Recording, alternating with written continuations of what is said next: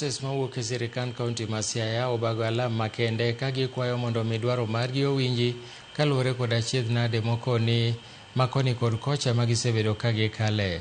Alam makama ni timo e kinde magiikore mar bago ng'anyo margi. Nyasi mar alam makama manobagi kod riwruok mochung'ne nurses e pacho ka NAN bade ma Siaya nokelo kanyakla nurses matiyo osiptende mag piny owacho kaachiel kod mag ji giwegi e kaunti no.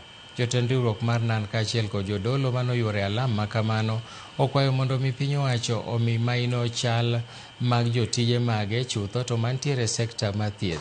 To stand on a lampstand. There is no excuse to shine.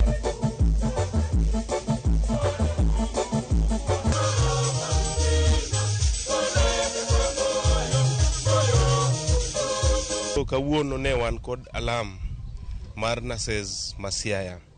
En lemo mane waketo mondo wagone Nyasaye erokamano kuom kaka osebet kodwa, to kendo waket dwachwa kod gigewa duto ne Nyasaye mondo okonywa.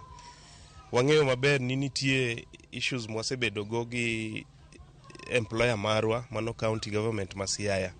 Nitie gik ma pod wan e court mapok otieki.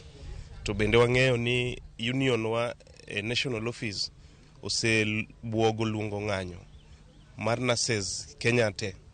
To wakwayo employer marwa, mano county government of Siaya, mondo yie oketie tim winjruok mane wasebedogo.